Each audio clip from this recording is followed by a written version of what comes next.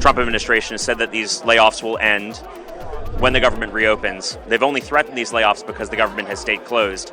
At what point do you change your vote? Do you vote with 3 of your Democratic colleagues to reopen the government? So what you just mentioned is the big lie that Russ Vought and Donald Trump want people to believe. This is Today As It Happened. Good Tuesday evening to you. I'm Holly Furfer, here with your chronological look at the biggest events and stories of the day. From developments on the ceasefire between Israel and Hamas to day 14 of the federal government shutdown. So let's jump right in.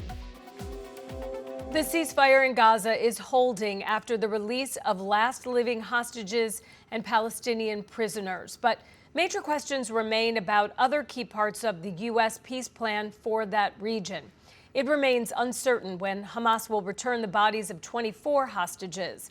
Israel is also insisting that a weakened Hamas disarm. And there are still questions about who will govern Gaza. Scripps News international correspondent Blake Sifton has the latest from Tel Aviv.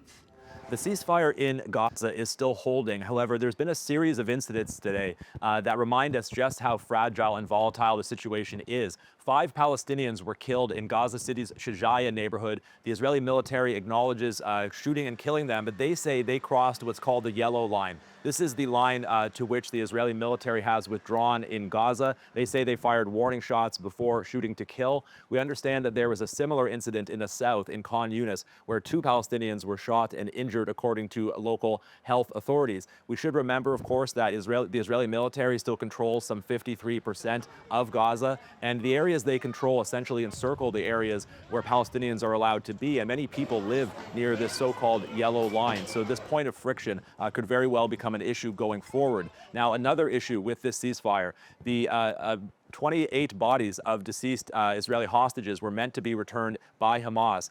We understood that not all were likely to be returned yesterday because it would be difficult to locate some, but only 4 were returned, and that was shocking to the family members of the hostages. One woman whose son is held, whose body is held captive in Gaza, said that she feels betrayed by the Israeli government for agreeing to terms that essentially leave the return of all deceased hostages open-ended. Now, we've also heard from the Red Cross today. They say that it will take time to retrieve all of the bodies of deceased hostages and that finding them could be a massive challenge. We also understand that there are some in Israel's defense community who, according to reports, are suggesting that until the remaining 24 hostage bodies are returned, that the Israeli military should not allow the full flow of aid into Gaza.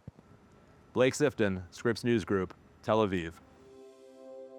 President Donald Trump has declared peace in the Middle East. He cannot say the same, though, about Eastern Europe as the conflict between Russia and Ukraine rages on. However, is the president setting his sights on that conflict? Next. The president is back in Washington after a whirlwind of a Monday in the Middle East. This coming Friday, the president is expected to meet with President Zelensky of Ukraine. The timing noteworthy, coming just days after the president said this. And the one that I thought would be maybe the quickest of all would be Russia-Ukraine, and I think that's going to happen too.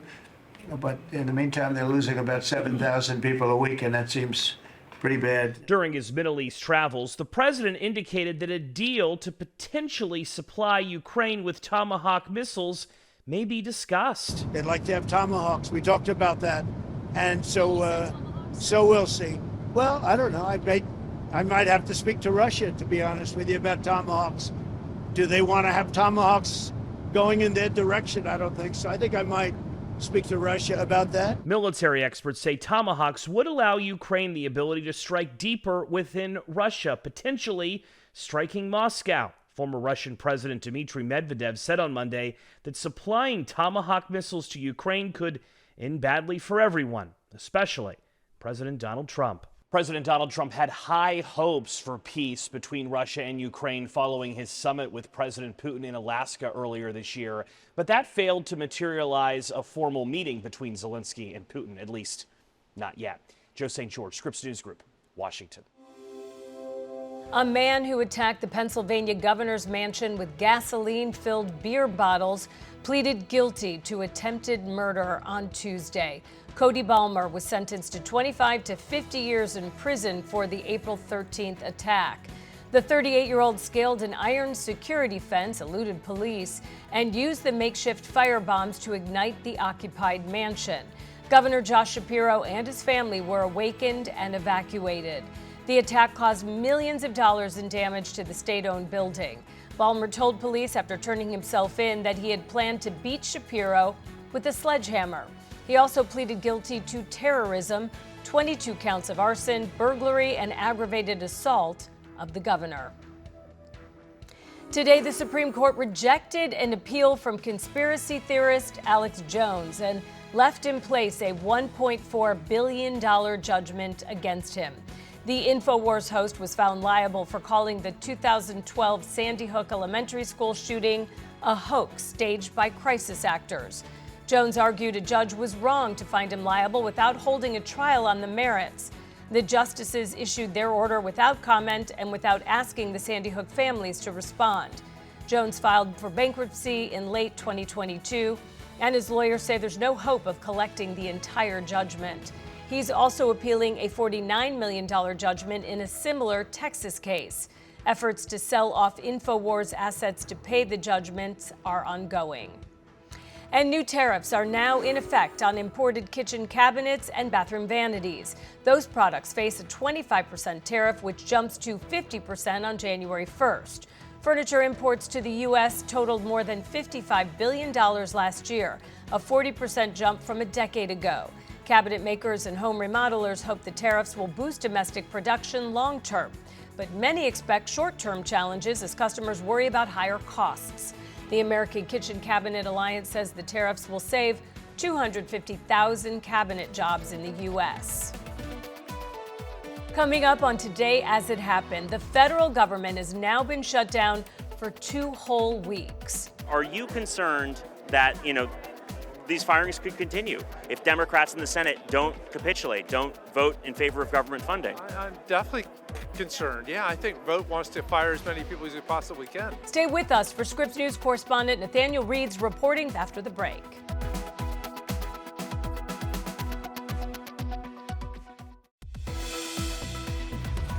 Welcome back to Today As It Happened. All right, let's check back in on our daily briefing of today's top stories.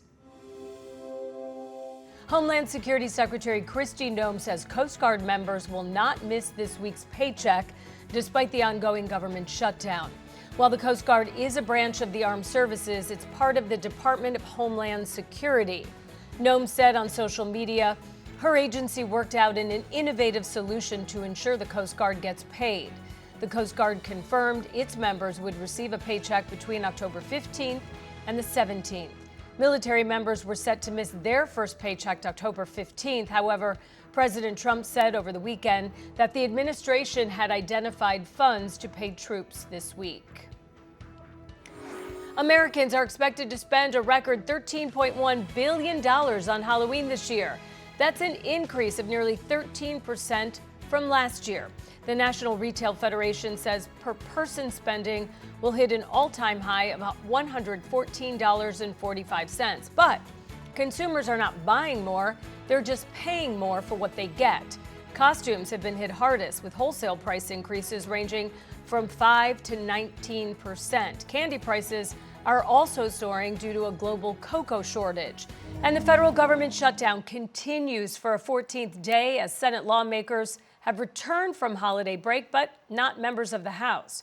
Speaker Mike Johnson says he will not bring them back to Washington or negotiate until Democrats agree to reopen government first. Democrats warn that Affordable Care Act subsidies could expire, sending health insurance costs soaring for millions of Americans. Meanwhile, President Trump's budget director promises to keep firing federal employees. Congressional correspondent Nathaniel Reed is live in Washington, where lawmakers are calling out members of the Trump administration for firing those federal workers. Nate, it seems like we've just had this conversation, but what's the message from Maryland and Virginia lawmakers, both states with high numbers of federal government employees, because they're really feeling the pain of the shutdown as it stretches on? They are. Many of the people who are being laid off by the Trump administration are their constituents, live in either Maryland or Virginia, work for federal agencies, are having their jobs unilaterally eliminated by the Trump administration as this shutdown stretches longer. And look, as you just noted, Russ Vought, the director of the Office of Management and Budget, whose office actually this rally is directly in front of, is threatening to fire more federal employees as this shutdown stretches longer. I caught up just a couple of moments ago with Senator Mark Warner, the Democrat from Virginia, who told me he thinks the time to fight, especially on these Affordable Care Act subsidies, is right now, despite that concern that the longer this goes on, the more federal workers could be laid off and fired. And that means his constituents, he's up for re-election next year in 2026, although he does not sound too concerned about the politics here. Take a listen. Russ Vought, the Trump administration, they said that, they're only going to do these firings the longer the government stays closed. Why not vote then to reopen the government? Because millions of Americans are getting letters this month now raising their health care prices dramatically. You can't kick the can on that. And if that costs more firings of federal employees? I think the notion that this mean-spirited President Trump and Russ Vought are going to arbitrarily pick and choose which federal employees to fire based upon the programs they work for, that's against the law. And look, he reiterated to me in the next couple of moments after that he does view these firings as illegal. He thinks that they'll be able to be challenged in court. And look, Democrats have clearly decided that this is a fight worth having. That while House Speaker Mike Johnson just said yesterday he thinks that this could be the longest shutdown in American history. I mean, the stakes kind of reduced here given that the Trump administration said it will fund WIC, SNAP funding, commonly known as food stamps. It will continue to pay members of the military using other funds. Questions about the legality there, but no one really questioning it. Also, the fact that Speaker Johnson last week announced that federal workers would at least get some money. So again, a lot of questions about how long this thing can stretch on, especially given that it seems like a lot of the contentious points here, have kind of gone away. The fact that this shutdown can last a long time and the impact on some of these federal workers, still great, but certainly less than what it could be. Of course, the Trump administration continuing to fire people. You've had your finger on the pulse and you know what backdoor dealings and conversations are happening. Anything that we should know about that we don't see in front of cameras or in public? Yeah, up to this point, the negotiations that you're kind of referencing are largely, non-existent. There's, really not a lot happening behind closed doors at this stage.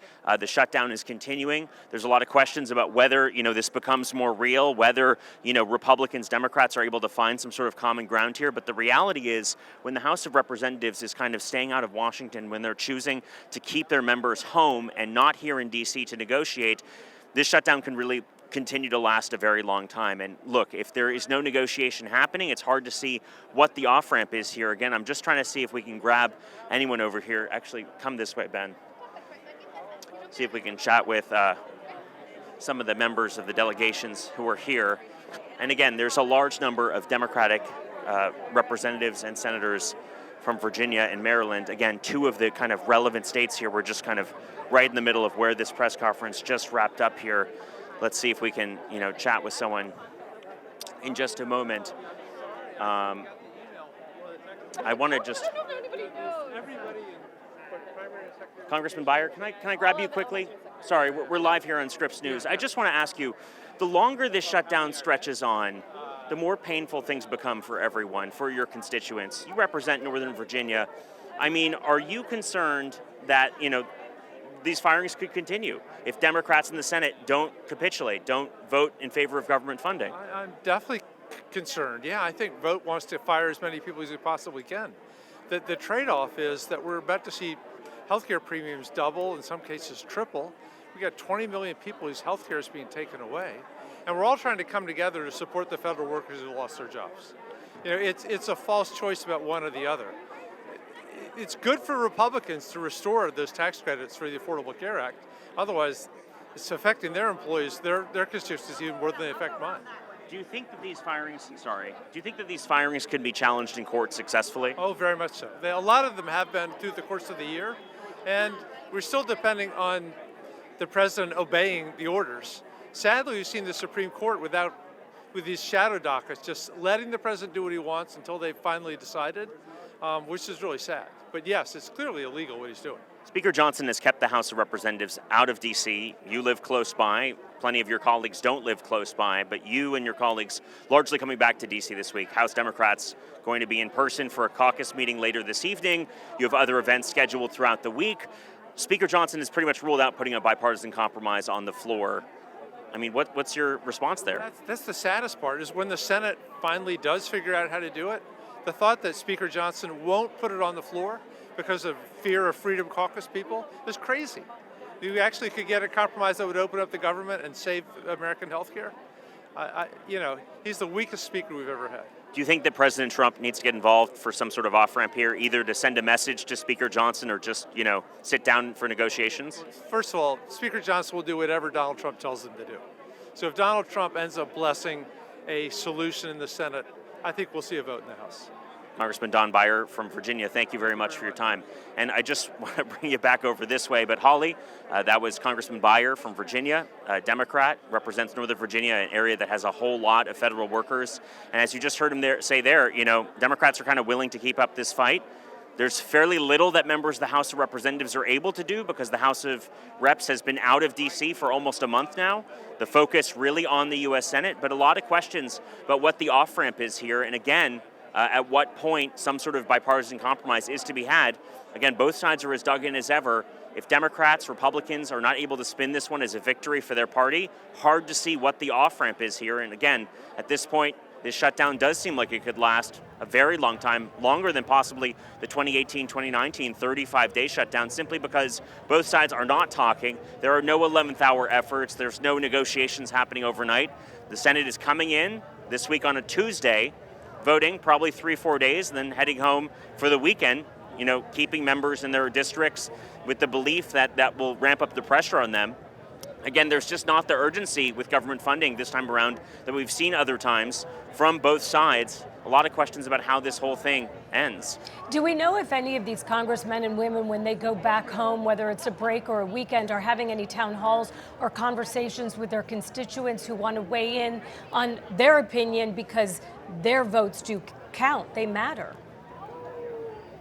Yeah, that's a question I've actually asked a number of members of Congress. And I mean, Democrats have largely said that their constituents actually view this as a righteous fight. They largely support them in this fight. And, I think the kind of interesting evidence here is that there's so many former federal employees or laid off federal employees, furloughed federal employees, whose message is, keep up this fight. They're here supporting their members of Congress. They're not saying the opposite. They're not saying, hey, you should really sign on to the funding plan Republicans have to prevent these layoffs. The message from them is, keep full steam ahead. Let's try and, win this fight. At least that's, something Democrats are looking to do. But again, when your party's in the minority in Washington, you've got very few levers. Government funding is a major lever that Democrats are looking to, I don't want to say exploit, but certainly take advantage of. Nate, I have to say, incredible work running through that plaza, through the lawn, over flower boxes to get us right in there to talk to those senators as it happens. Thank you, my friend. Great job. Scripps News congressional correspondent Nathaniel Reed live on Capitol Hill for us in the thick of it. Up next on Today As It Happened. 6 months since President Trump announced his tariff plan, and small business owners are feeling mixed about the results. Coming up, the state of small business owners in the U.S.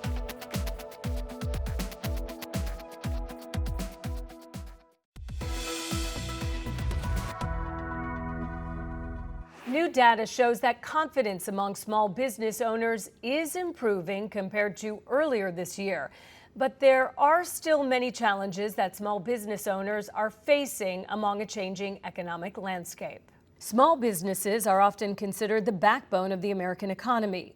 And after several months of tariff whiplash, small business owners report mixed feelings about where things stand. I don't think we're out of the woods yet. Ron Kernick owns a coffee shop in Michigan and says he feels the same about the economy as he did when we spoke to him and other small business owners over the summer.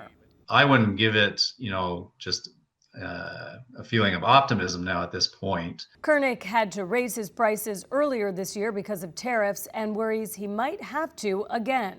But other small business owners are more hopeful. 40% of small business owners said the U.S. economy was in good health in the third quarter of the year, up 6 points from Q2. That's according to an index from the U.S. Chamber of Commerce. Tom Sullivan is the vice president of small business policy at the Chamber.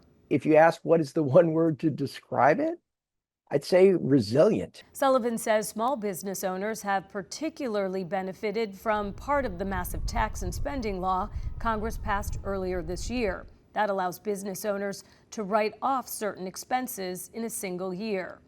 But he also acknowledges tariffs, inflation, and the government shutdown are weighing on business owners.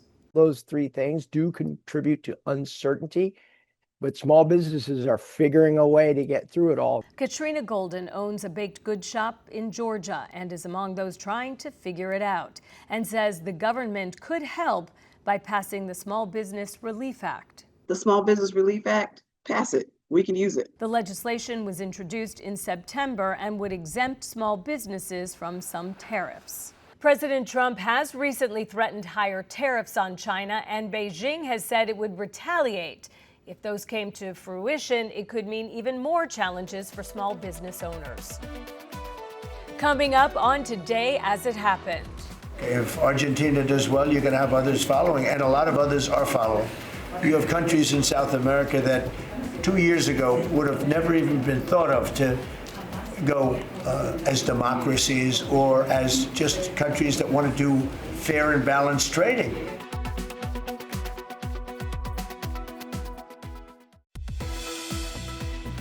You're watching Today As It Happened. This is Scripps News rundown of the biggest events and stories of the day, so let's get to it.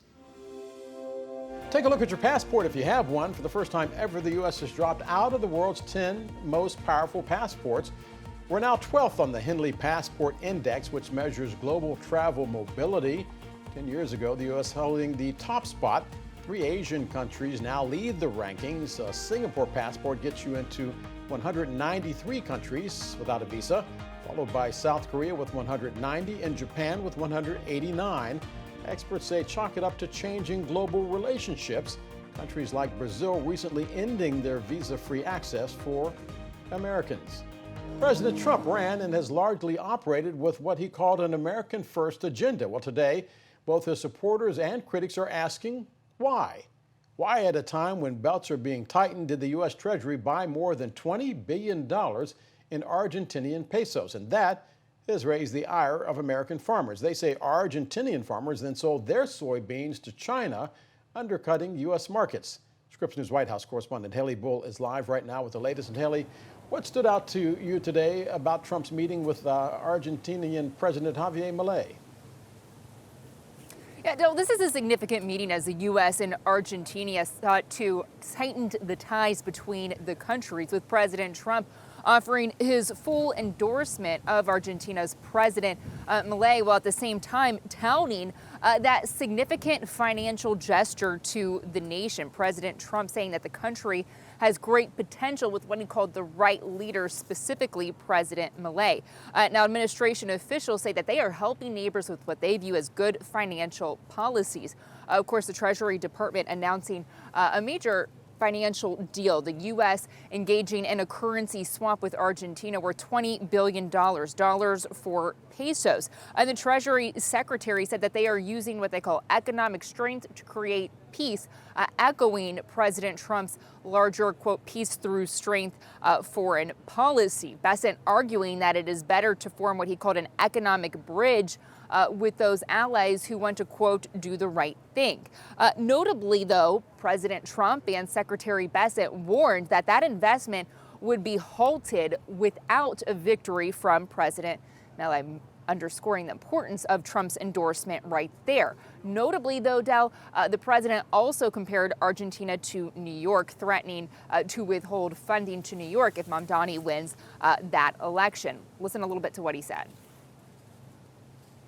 Well, they're going to disarm, and because they said they were going to disarm. And if they don't disarm, we will disarm them. How will you do that? I don't have to explain that to you. But if they don't disarm, we will disarm them. They know I'm not playing games. Okay? Now, we did something monumental. We got the hostages back. That was the first thing we had to do. Above all else, get the hostages back.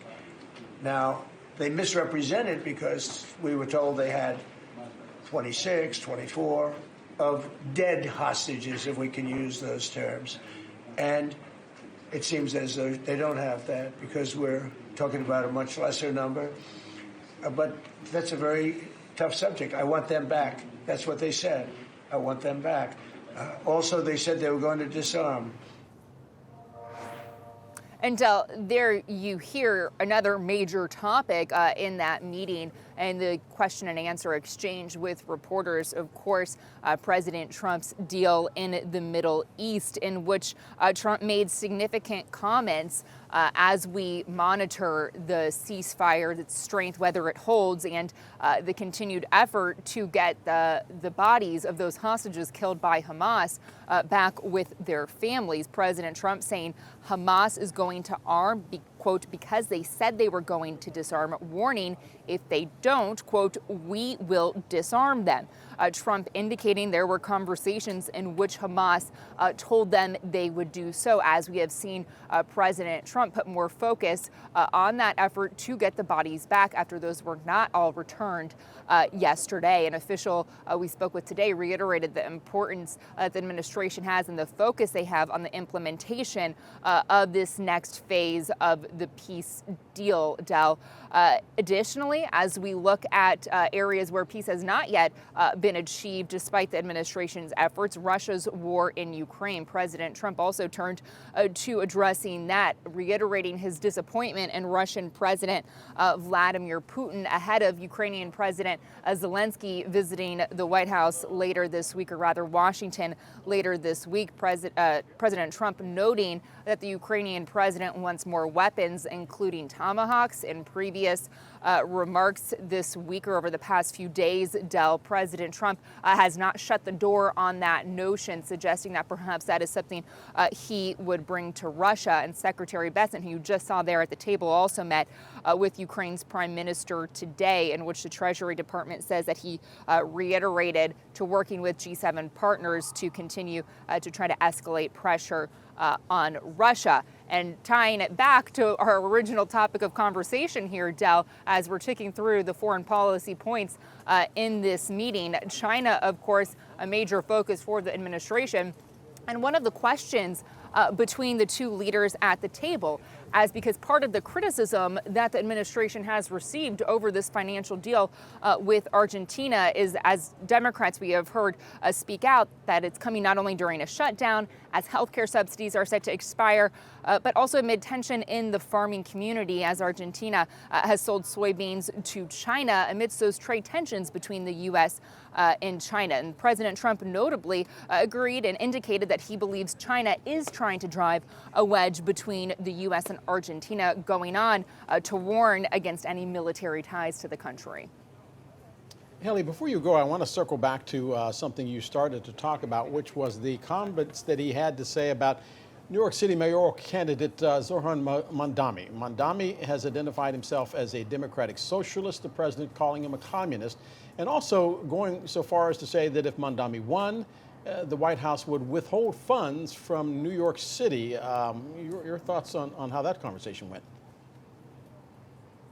Yeah, that's certainly a significant comment from President Trump. The first time we have heard him threaten to withhold funds in that regard. At the same time, this comes as we have seen President Trump, rather the administration writ large, halt funding to some specific projects in New York over the shutdown that they are seeking tied directly to Democrats. What we are seeing today, though, is President Trump drawing a parallel between the election in New York, as well as the domestic politics in Argentina, as he is throwing his weight behind Argentina's president over his policies that are more closely aligned, arguably, with President Trump. Of course, this is not the first time, though, that Trump has criticized and spoken out against Mamdani, but the funding is certainly a new layer to that.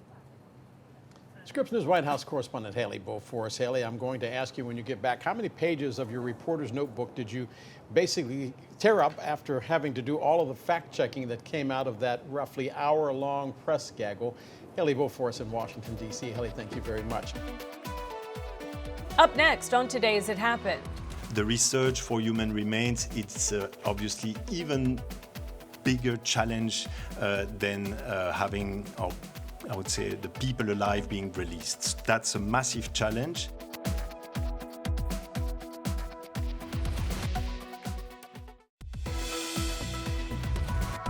We're glad you're back with Today As It Happened. I'm Holly Furfer here with your daily rundown of today's top stories.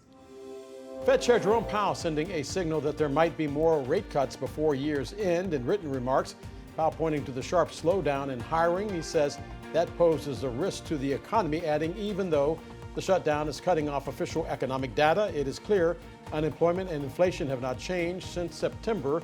That is when the Fed cut the rates by 0.25 percentage point. That fragile ceasefire between Israel and Hamas is already facing a major hurdle. Israel saying the truce has been violated because Hamas only returned 4 of 28 bodies of deceased hostages on Monday. Israel is now cutting humanitarian aid trucks to Gaza in half. The UN and the U.S. were both notified of those cuts. Israeli families were celebrating the return of the 20 living hostages.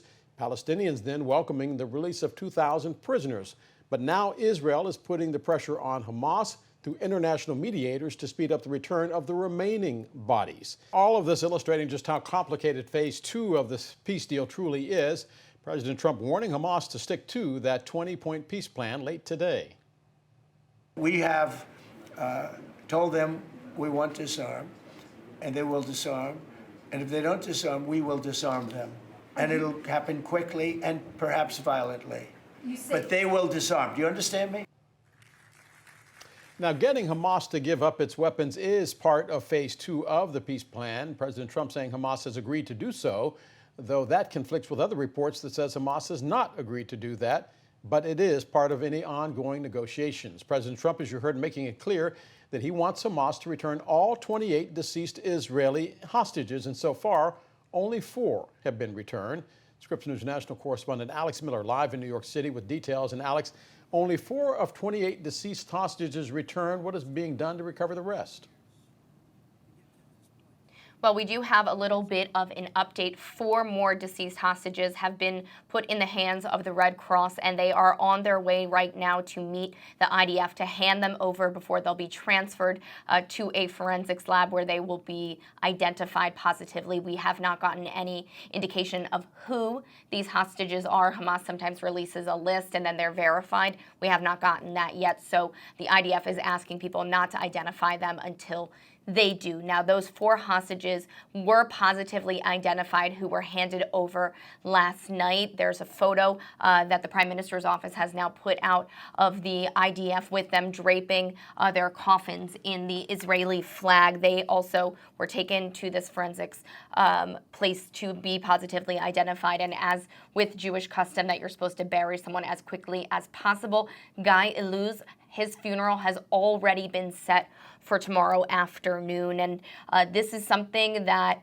the hostage families have been waiting for, have been pushing for, but they do not want to see them brought back in these small groups. Hamas has already indicated that they have another 4 bodies to turn over tomorrow, despite the fact that they said that they are having difficulty locating them. Now, Israel has cut the amount of aid that is flowing in half so that there's a little bit more pressure put on Hamas. Remember, there are now 20 hostages, bodies, remains who need to be turned back over, including 2 Americans, Omer Nutra and Itai Chen. They were serving in the IDF on October 7th and were killed then, and their bodies have been held. But their families have been crisscrossing the world as if they were alive to bring them back. And the U.S., according to the White House, is actively working with local officials to get them back and to get the rest of those hostages back. And Alex, all of this is happening amidst some reportedly dangerous conditions unfolding in Gaza.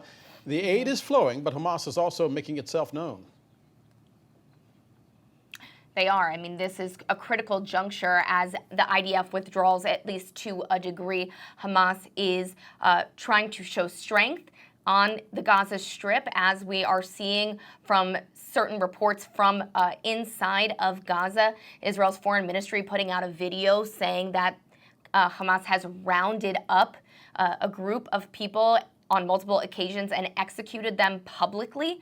And so we cannot confirm the authenticity of this, but we do know that there are clashes happening right now between Hamas and anti-Hamas groups. Now, the president spoke about this, did not seem bothered by it, but again, this is a really important moment, Del, because Hamas is trying to assert its place as a security force as there is increasing pressure, obviously, for them to disarm. And Alex, all of this happening as the Israeli Prime Minister Benjamin Netanyahu went to the hospital where those hostages that have been released are being treated. Tell us about that. Yeah, it's been an interesting moment. We heard from 8 hostage family members. None of them thanked Netanyahu, but he did go meet with a handful of those hostages who were released. Those family members did thank the Trump administration for this, but there is a lot of healing to be done. We are starting to hear about the conditions in which they were held, chained, underground, starved for over 2 years. Scripps News national correspondent Alex Miller for us in New York City. Alex, as always, we thank you. Coming up on Today as It Happened. New tariffs on lumber and timber could make home building more expensive. Coming up, what it means if you're looking to buy or even fix up a home.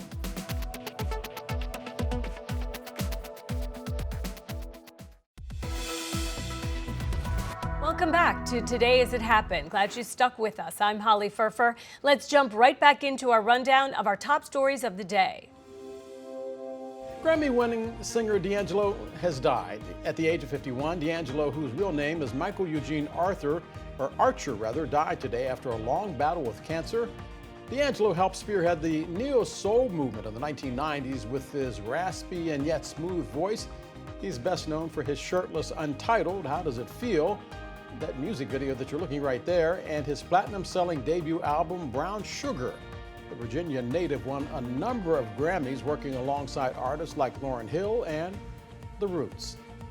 Day 14 today of the government shutdown, both parties now racing to the mic to explain why they won't budge on what should be in the spending package. Take a listen. We did not load up the temporary funding bill with any Republican priorities or partisan priorities at all. I don't have anything that I can take off of that document to make it more palatable for them. We're not playing games. They're playing a game. We're not. The strategy is to do the right and obvious thing and keep the government moving for the people. Republicans have gone radio silent since the shutdown began. No conversations, no meetings, no discussions. Donald Trump has held them back from even having a meaningful engagement to try to find common ground. Here's where the battle lines have been drawn. Democrats continue to demand the subsidies for Obamacare be extended.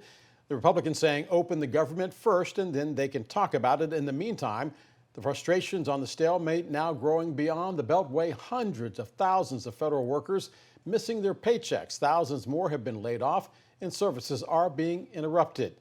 Today, the union that represents air traffic controllers was handing out flyers at Reagan National Airport telling passengers how the shutdown is affecting air travel. They are considered to be essential workers. In short, they're working but not getting paid. And this introduces a new risk to aviation. Air traffic controllers are supposed to mitigate risk. Air traffic controllers ensure that risk is out of the system so that those who fly and those who we serve, that they are safe. And this brings a risk where their focus is now on, when I get off my shift today, do I have to go and drive Uber tonight? The feeling is very similar amongst all of my coworkers. We are professional. We will come to work. We will make sure that we do the job that we were hired to do. But anytime you're not receiving your paycheck when you expect it, the financial burden that is placed on your family and yourself is challenging, and it's something that is going to be on our minds. In the past shutdown, travel was affected because both the TSA and air traffic controllers called out sick.